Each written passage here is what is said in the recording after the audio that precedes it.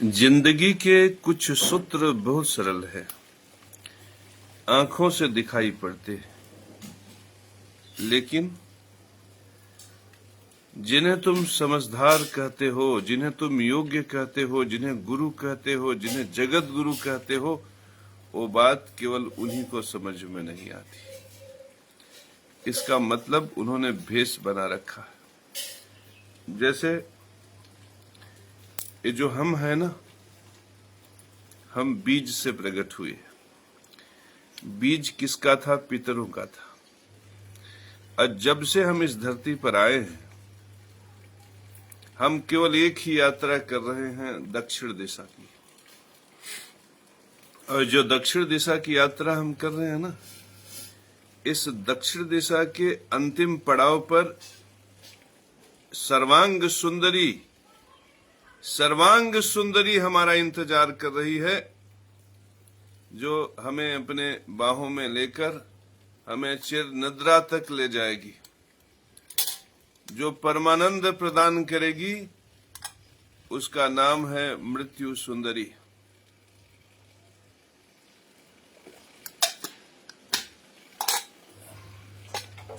मेरे परम प्रिय शिष्यों, हम सबको मृत्यु सुंदरी के पास जाना है और उसके आगोश में खो जाना है। यही सच्चाई है। और बहुत बड़ी बात है कि जब हम इस यात्रा में निकलते हैं ना, तो रास्तों में जोखिम प्रकट होता है। भूख, प्यास, जरा, बीमारी। ये भूख, प्यास, बुढ़ापा और बीमारी, ये चार ऐसे हैं जो कदम कदम पर हमारे रास्ते को रोकते हैं। तो ये जो भूख प्यास है ना, इसको हम योग्यता से इसकी समस्याओं का समाधान करते हैं। यहां पर विशिष्ट मैं जो बताने जा रहा हूं ये है कि जब हम दक्षिण दिशा की यात्रा करते हैं ना, तो हमारा शत्रु कौन होता है? हमारा शत्रु कौन होता है? जिसको हम अपने जीवन में महापुरुष सुनिश्चित करते हैं। जिनको हम अपने जीवन में महापुरुष सुनिश्चित करते हैं, वो शत्रु। मेरे परम प्रिय शिष्यों, हमारे पिताजी के पास 2 बीघा जमीन है और पिताजी चले गए मृत्यु सुंदरी के पास। बचा 2 बीघा जमीन हम 2 भाइयों के बीच में, तो कायदे से हम दोनों को मिलकर 1-1 बीघा बांट लेना चाहिए। अगर हम नहीं भी बांट सके तो राजा का धर्म है कि ऐसी न्याय व्यवस्था प्रकट करे कि वो बंटवा दे। जब तुम नहीं बांट पाते तो क्या राजा का न्याय व्यवस्था तुम्हें 1-1 बीघा बंटवाता है? सीधी बात कह रहा हूं, नहीं बंटवाता। और स्थिति ये हो जाती है कि तुम 2 भाई लड़कर मृत्यु सुंदरी के सन्निकट पहुंच जाते हो। तुम 2 भाई लड़के मृत्यु सुंदरी के सन्निकट पहुंच जाते हो। इस संसार में एक महान सूत्र है समदर्शिता का। ज्ञान यज्ञ। इस संसार में 3 ही यज्ञ है, चौथा यज्ञ नहीं है। लेकिन अगर चतुर आदमी आएगा तो 1000 प्रकार का यज्ञ बताएगा। इस संसार में ज्ञान यज्ञ, पितृ यज्ञ और देव यज्ञ है। ज्ञान यज्ञ में एक विराट यज्ञ है समदर्शिता का। समदर्शिता का ये महान सूत्र है कि सबको समान अवसर मिले, सबको समान सम्मान मिले। प्रतिभा और योग्यता के अनुसार व्यक्ति को सम्मान प्राप्त हो, जन्म से सम्मान प्राप्त न हो। समदर्शिता ये विराट सूत्र है समदर्शिता का। लेकिन आज ईमानदार वे लोग हैं।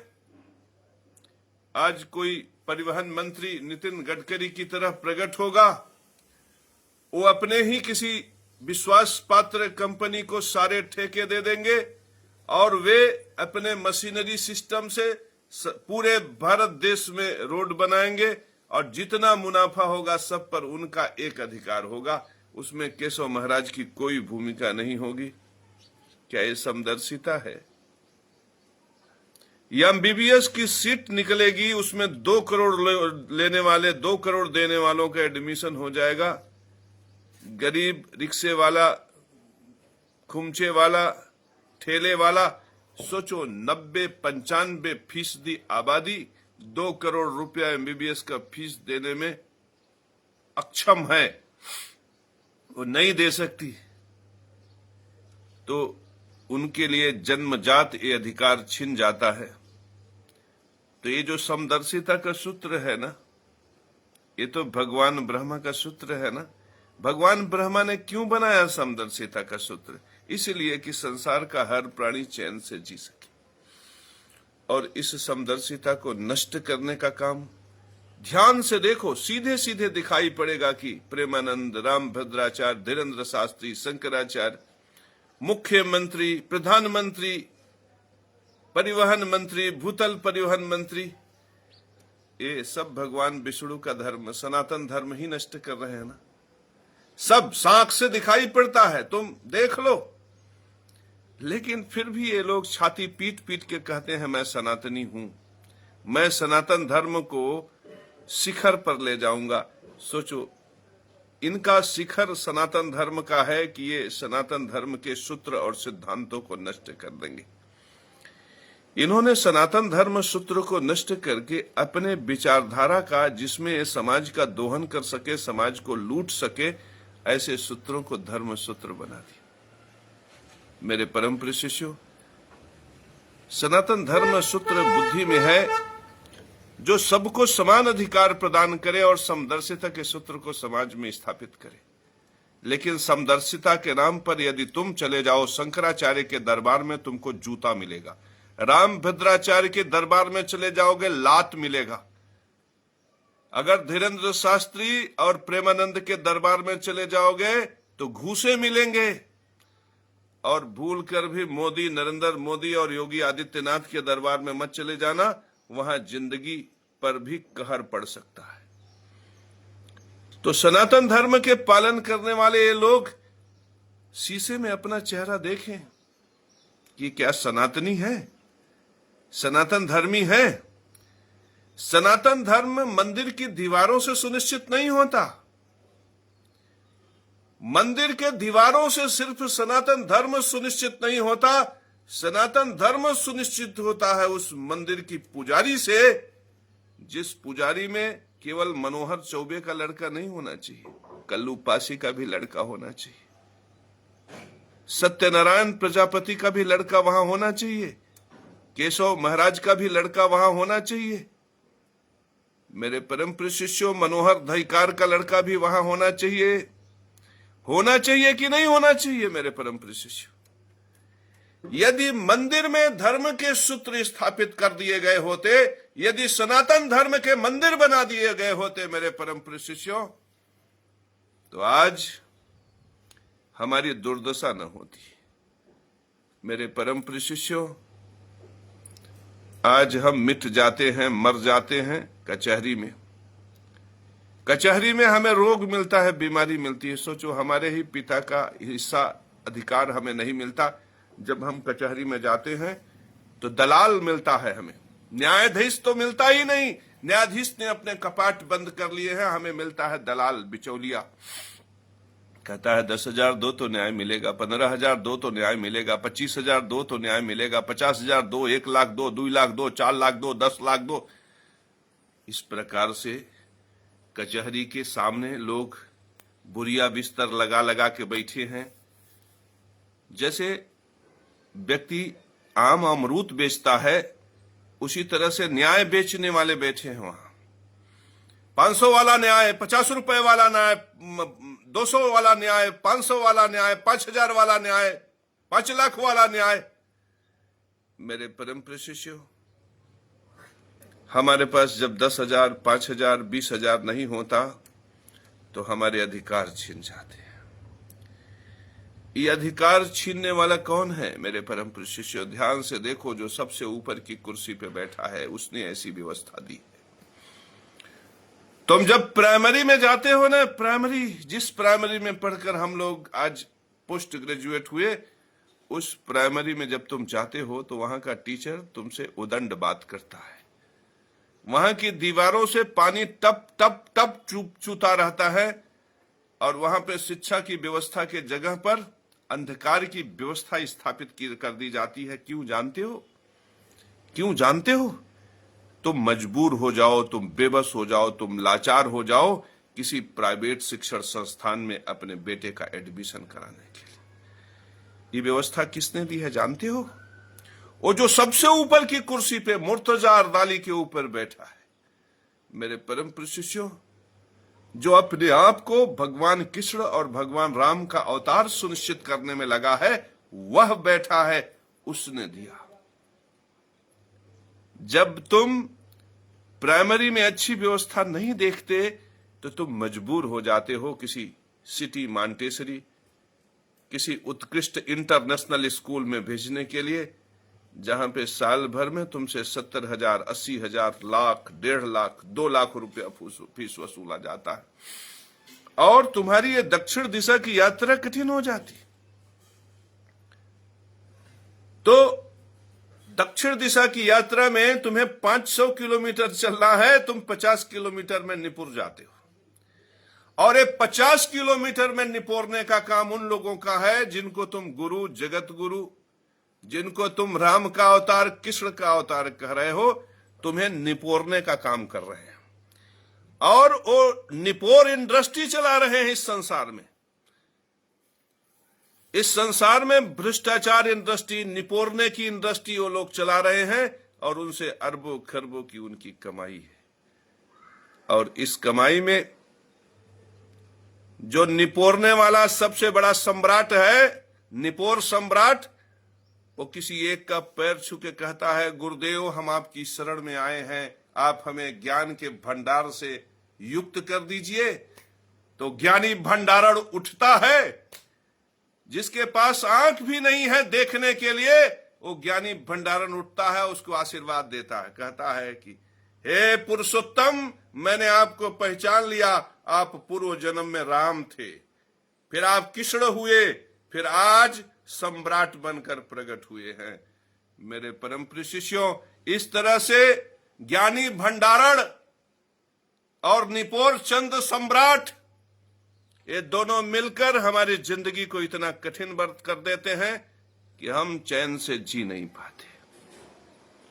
मेरे परम प्रिय शिष्यों, एक जमाना था जब राजे महाराजे राज करते थे तो 5-5 साल अकाल पड़ता था, 10-10 साल अकाल पड़ता था, फिर भी हमारे सम्राट इतने योग्य और इतने सेवा प्रधान रहते थे कि वो प्रयास करते थे कि हर व्यक्ति में कोई भूखा न रहे।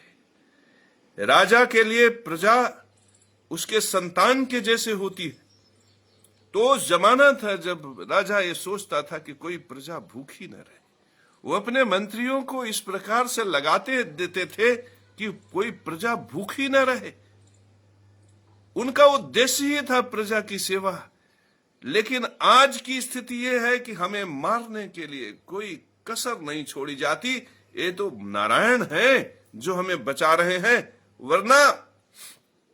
वरना मेरी जिंदगी को लूटने वाले देखो। हमें प्राइमरी नसीब नहीं होता इसलिए कि कोई है जो जबरदस्ती हमें 70,000, 80,000 वाले मॉन्टेसरी में भेजना चाहता। हमें नौकरी नसीब नहीं होता, कोई है जो सरकार का पूरा पैसा खा जाना चाहता है। सोचो, आज बेतहाजा अन्न पैदा हो रहा है। आज स्पेक्ट्रम इत्यादि के पैसे से अरबों खरबों रुपया जनरेट हो रहा है। आज हमारे पास पैसे की कोई कमी नहीं, रुपए की कोई कमी नहीं। लेकिन एक शिक्षक जिसको 80,000 रुपया महीना सैलरी मिलता है, उसकी जगह पर हम शिक्षा मित्र रख लेते हैं, उन्हें 12,000, 15,000 रुपया देते। मेरे परम प्रिय शिष्यों, और हमने हॉस्पिटल्स कैसे दिए हैं समाज को? हमने हॉस्पिटल्स ऐसे दिए हैं जिसमें प्रतिदिन 50,000 से 1 लाख रुपया का खर्चा। क्या ये सामाजिक क्रम में है? मेरे परम प्रिय शिष्यों, ये सामाजिक ढांचा है। प्राचीन काल में राजा महाराजा सारी व्यवस्था को सामाजिक क्रम में रखते थे। सामाजिक क्रम में, सामाजिक क्रम का मतलब होता है कि अगर गेहूं 2 रुपया किलो है तो चलो डॉक्टर का इलाज 2.5 रुपए में कर दो, 3 रुपए में कर दो, क्योंकि योग्य है। मेरे परम प्रिय शिष्यों, अगर अनपढ़ गंवार मजदूरी करता है, उसको 300 रुपया मिलता है, तो चलो पढ़ा लिखा आदमी 600 रुपया ले ले। पहले का क्रम ये था। यही वजह था कि पहले लोगों के पास पैसे का जो वितरण होता था वो एक समान होता था और दक्षिण दिशा की यात्रा सबके लिए सरल हो जाती थी। सब लोग मृत्यु सुंदरी को गले लगाते थे, लेकिन खुशी खुशी, चैन में, आराम में। आज की स्थिति क्या है? आज की स्थिति क्या है? आज की स्थिति ये है कि जो निपोर चंद भ्रष्टाचारी हैं, उन्होंने हॉस्पिटल से भी अपनी सेटिंग कर ली है, प्राइवेट शिक्षण संस्थानों से भी अपनी सेटिंग कर ली है, कचहरी से भी अपनी सेटिंग कर ली है, तहसील से भी अपनी सेटिंग कर ली है। आपको तहसील में जाओगे तो तहसीलदार लूटेगा, कचहरी में जाओगे तो न्यायाधीश लूटेगा, अगर रजिस्ट्री दफ्तर में चले गए तो रजिस्ट्रार लूटेगा, अगर शिक्षण संस्थान में चले गए तो प्राइवेट शिक्षण संस्थान। एक एक साल की जो किताबें हैं 8-8 हजार, 10-10 हजार रुपए की। सोचिए, जो किताबें हम लोग किसी जमाने में, आज भी अगर बाहर से खरीदना हो तो जो किताबें 200 रुपए में मिल जाएंगी, वो किताबें 8 हजार में मिलती। मजबूरी का नाम, आज मजबूरी का नाम हो गया गरीब, बेकार। आज हमारी जिंदगी की स्थिति ये हो गई कि हम तिल तिल के मर रहे हैं। हम मृत्यु सुंदरी की यात्रा में पहले ही निपट जा रहे हैं। हम 500 किलोमीटर की यात्रा है, कोई 10 किलोमीटर में निपट जा रहा है, कोई 15 में निपट जा रहा है, कोई 25 में निपट जा रहा है। ये निपोर चंद भ्रष्टाचारी इतने प्रभावशाली हो गए हैं कि हम कहीं भी चैन से जी नहीं पा रहे हैं। और निपोर चंद भ्रष्टाचारी का खेल देखो। जब हम हॉस्पिटल में जाते हैं ना, मौत की सौदागिरी होती है, मौत की सौदागिरी। फला जांच 15,000, फला जांच 20,000। अरे एक ही जांच में बंटवारा। शुगर का जांच ऐसे होगा तो 500 लगेगा, ऐसे होगा तो 5,000 लगेगा, ऐसे होगा तो 25,000 लगेगा। ये कुछ नहीं है, ये ट्रिक है। ये जस्टिफिकेशन है कि तुम्हें ये ना लगे कि गलत तरीके से पैसा लिया जा रहा है। मेरे परम प्रिय शिष्यों, एक बार ऐसे सुई मार के रीढ़ की हड्डी से रस निकालेंगे, रोगिया चिल्ला रहा है।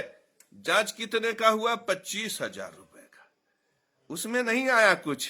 अब वही चीज फिर हिया से निकालेंगे, कहेंगे ये जांच 55,000 रुपए का। ये क्या है? मजबूरी का व्यवसाय। तुम लोग प्रिंट रेट देखते होगे ना, प्रिंट रेट दवा पे लिखा है 55,000 मूल्य।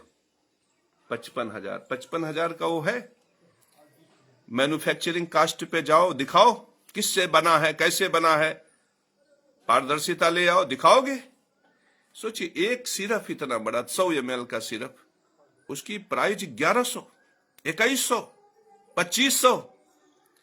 उसमें पानी होगा, कुछ केमिकल होगा। सोचो, एक बार केमिकल जब मैन्युफैक्चर कर लिया जाता है तो उस केमिकल से केमिकल को पैदा करना बहुत सरल बात।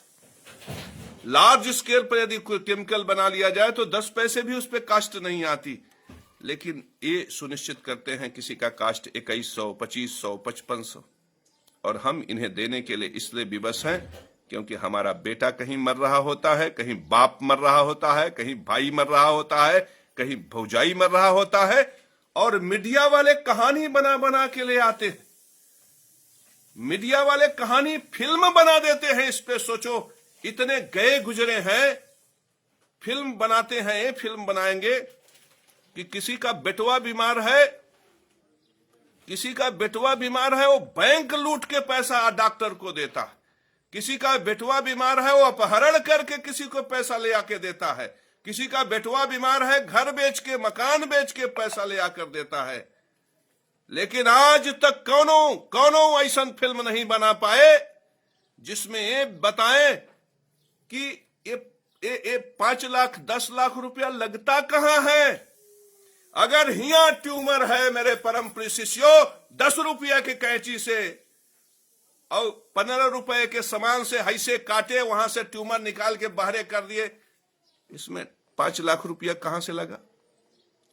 टेक्निक हो सकती है, योग्यता हो सकती है, मैं मानता हूं, लेकिन तुम स्वयं सोचो कि इसमें 10 लाख कहां से लग गया, 15 लाख कहां से लग गया। मेरे परम प्रिय शिष्यों, अगर किसी के कंठ में कोई गांठ है, कोई गोला है, तो क्या करते हैं, कहीं से चीरा लगाएंगे और कोई टेक्नोलॉजी से उसे निकाल के बाहर कर देंगे ना। 25 रुपए का काम, 50 रुपए का काम। मेरे परम प्रिय शिष्यों, उसमें 5 लाख रुपया कहां लग गया। एक खो डिब्बा 50,000 रुपए का रख देंगे, एक खो बेड रख देंगे 10,000 रुपए का, और इनका एक दिन में 50,000 रुपया होने लगता है। कैसे? इसलिए होने लगता है क्योंकि कोई निपोर चंद भ्रष्टाचारी इनके पीछे है। मेरे परम प्रिय शिष्यों, ये निपोर चंद भ्रष्टाचारियों की व्यवस्था है कि हम इलाज के लिए, शिक्षा के लिए, न्याय के लिए, ये तीन ही है, तीनों में तड़प रहे हैं। इस संसार में जितने भी प्राणी हैं, ये इस तीन के लिए तड़प रहे हैं, इलाज के लिए, शिक्षा के लिए और न्याय के लिए। इस संसार से तीन गायब हैं, और इस तीन को गायब होने में केवल 2 की भूमिका है, एक निपोर चंद भ्रष्टाचारी और एक बनावटी जगत गुरु। निपोर चंद भ्रष्टाचारी ने सारी व्यवस्था को उजाड़ दिया है, और ये बनावटी जगत गुरु उनको कहते हैं राम के अवतार हैं, कृष्ण के अवतार हैं। ये सोचो, ये कृष्ण के अवतार। तुम्हारे जीवन में जो भी कठिनाई है, याद रखना। सोचो, आज पहले राजाओं के समय में, महाराजाओं के समय में सीमित धन हुआ करता था ना, लेकिन फिर भी वे हर घर को रोजगार सुनिश्चित करते थे। लेकिन आज निपोर चंद भ्रष्टाचारियों के यहां जाके देखो, अरबों खरबों की संपत्ति। अगर कोई छोटा से छोटा निपोर चंद भ्रष्टाचारी होगा, उसके पास भी 10-15 हजार करोड़, 50,000 करोड़ की संपत्ति, और वो 50,000 करोड़ में 10 गांव बसाए जा सकते हैं, 10 गांव के लोगों को अच्छे घर दिए जा सकते हैं।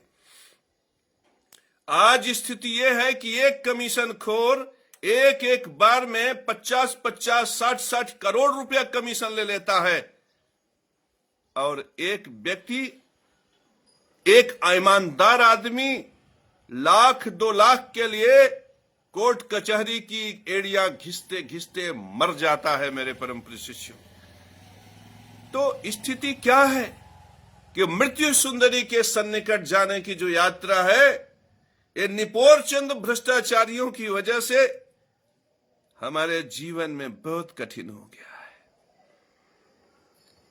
और बहुत बड़ी बात मैं बता रहा हूं कि निपोर चंद भ्रष्टाचारियों का आप कुछ उखाड़ नहीं सकते। इनका, अगर वास्तव में तुम चाहते हो कि इनका सर्वनाश हो, तो इन निपोर चंद भ्रष्टाचारियों का बहिष्कार करो जीवन में। इन्हें प्रतिष्ठा मत दो, इन्हें इज्जत मत दो, इन्हें सम्मान मत दो। ये निपोर चंद भ्रष्टाचारियों की एक सबसे बुरी आदत है, ये जहां भी हैं वहीं पे ब्रह्मा बनने की चेष्टा करते हैं। मेरे परम प्रिय शिष्यों, इन निपोर चंद भ्रष्टाचारियों की सबसे बड़ी आदत है कि जहां पर हैं ये ब्रह्मा बनने का प्रयास करते हैं। और ये जो चांडाल है ना, जो निपोर चंद भ्रष्टाचारियों के जगत गुरु हैं ना, ये जहां भी हैं बृहस्पति बनना चाहते हैं। तुम केवल इतना ही करो, तुम केवल इतना ही करो कि निपोर चंद भ्रष्टाचारियों की ये आसुरी चरित्र, ये असुर वाला चेहरा समाज को दिखाओ कि तुम कचहरी में यदि खड़े हो तो निपोर चंद भ्रष्टाचारी की वजह से, तुम अगर अपने बेटे को पढ़ा नहीं पा रहे हो तो निपोर चंद भ्रष्टाचारी की वजह से, तुम्हारा बेटा अगर मरा है हॉस्पिटल में इलाज के अभाव से, तो किसने मारा? निपोर चंद भ्रष्टाचारी ने।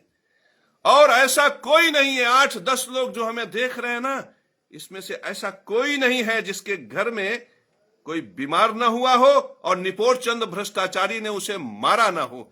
तो जो तुम्हारे बेटों को मार रहा है, जो तुम्हारे बेटियों को मार रहा है, जो तुम्हारी महतारी बाप को मार रहा है, जो तुम्हारे बेटे बेटियों को मार रहा है, जो तुम्हारे स्वाभिमान को मार रहा है, जो तुम्हारे अंदर के गुरूर को मार रहा है, तुम उसे चाट रहे हो। तुम इतने बड़े चाटुकार हो कि तुम उसको चाट रहे हो। धिक्कार है तुम्हारे ऊपर, धिक्कार है तुम्हारे माता पिता पर जिसने तुम्हें पैदा किया। सोचो, हद है तुम्हारी चाटुकारिता पर, हद है तुम्हारे चमचाई पर। सोचो, जो तुम्हारे लिए मौत बांट रहा है, जो तुम्हारी जिंदगी में जहर भर रहा है, जो तुम्हारी जिंदगी को नासूर बना दे रहा है, तुम उसको चाट रहे हो। चटोरे, तुम्हारे जैसा चटोरा मैंने आज तक नहीं देखा। इस संसार में यदि चटोरों की बात हो तो तुमसे बड़ा चटोरा कोई नहीं, और यदि लुटेरा का बात हो तो निपोर चंद भ्रष्टाचारी से लुटेरा कोई नहीं, और यदि जगत को चूतिया बनाने की बात हो तो ढपोर संख जगत गुरु से बड़ा कोई नहीं। ये ढपोर संख जगत गुरु, ये निपोर चंद भ्रष्टाचारी और आप जैसे चटोरे, ये तीन ने मिलकर सारे विश्व की गरिमा को निस्ते नाबूद कर दिया है, सारे संसार की व्यवस्था को नष्ट कर दिया। ढपोर संख जगत गुरु, निपोर चंद भ्रष्टाचारी और चटोरा चंद, ये तीन चंदों ने मिलकर हमारे सुंदर उपवन को, सुंदर संसार को उजाड़ने का काम किया है। मेरे परम प्रिय शिष्यों, अब इसे केवल ज्ञानी बसा सकता है, इसे केवल धर्मात्मा बसा सकता है, इसे केवल नारायण भक्त बसा सकता है। मेरे परम प्रिय शिष्यों, मैंने अपने पूरे जीवन में देखा कि कोई जगत गुरु, कोई सम्राट नहीं मिला हमें इस जीवन में। सब लूटे। वो रजिस्ट्रार कौन था जिसने मुझे लूटा? वो कचहरी में न्यायाधीश के कुर्सी के नीचे बैठा पेशकार कौन था जिसने मुझे लूटा? वो हॉस्पिटल वाले कौन थे जिसने मुझको लूटा? कौन थे? शंकराचार्य बताएगा, रामभद्राचार्य बताएगा, प्रेमानंद बताएगा। कौन थे वो? है हैसियत, है औकात, है महतारी ने दूध पिलाया है, प्रेमानंद को अगर पिलाया हो तो बताए वो किसने लूटा? तुम बताओगे? है किसी की हैसियत? तो मेरे परम प्रिय शिष्यों, जो वास्तव में लुटेरा है, यदि तुम उसको पहचान नहीं सकते तो तुम धन के अधिकारी हो ही नहीं सकते, तुम योग्य नहीं हो। धन देने का काम कुबेर का है, वैभव देने का काम माता महालक्ष्मी का है, श्री देने का काम मणिभद्र की पुत्री कीर्ति को है। तुम अपनी योग्यता चेक कर लो, जांच लो तुम अपनी योग्यता। क्या तुम कीर्ति के लिए योग्य हो? क्या तुम श्री के लिए योग्य हो? ये भारत भूमि है, ये मिट्टी, ये धरती सबको आश्रय प्रदान करती है।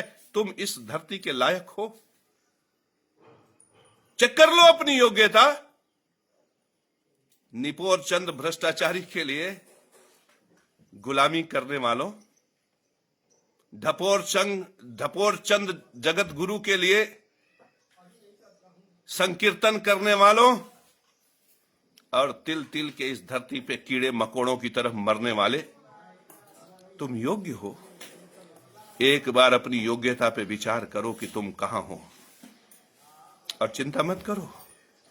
अगर तुम्हारी महतारी नहीं मरी है तो आने वाले समय में यही हॉस्पिटल वाले उसको मारेंगे, यही हॉस्पिटल वाले तुम्हारे बेटे बाप बहू सबको उसकी औकात दिखाएंगे, क्योंकि तुमने निपोर चंद भ्रष्टाचारी को चुना है, ढपोर चंद जगत गुरु को चुना है। तुमने अपने लिए मृत्यु सुंदरी के यात्रा में मौत के पहाड़ों को चुना है। अब तुम वहां की यात्रा पूरी नहीं कर पाओगे।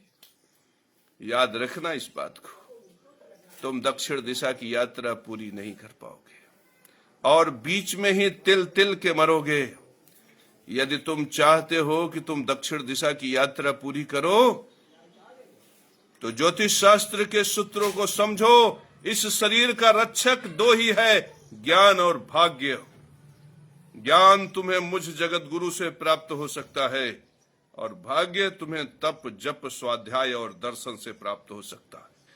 यदि तुम ज्ञान जप तप स्वाध्याय दर्शन से नहीं जुड़े तो तुम्हारी जिंदगी इतनी कष्टों से भरी होगी कि तुम्हें देखकर कष्ट को भी पसीना आ जाएगा। मेरे परम शिष्यों, दुखों के रास्ते पर चल रहे हो और सुख की कामना कर रहे हो, ये मूर्खता की निशानी है, मूर्खता की निशानी। मेरे परम शिष्यों, आज तुम हमें सिर्फ इतना बताओ कि तुम में से ऐसा कौन है जो निपोर चंद भ्रष्टाचारी का समर्थन नहीं करता? तुम में से ऐसा कौन है जो ढपोर चंद जगत गुरु का समर्थन नहीं करता? और तुम में से ऐसा कौन है जो नारायण के सहारे इस संसार की यात्रा करना चाहता है? मेरे परम शिष्यों, इस बात का उत्तर जरूर देना कि तुम में से ऐसा कौन है जो नारायण के सहारे इस संसार की यात्रा करना चाहता है।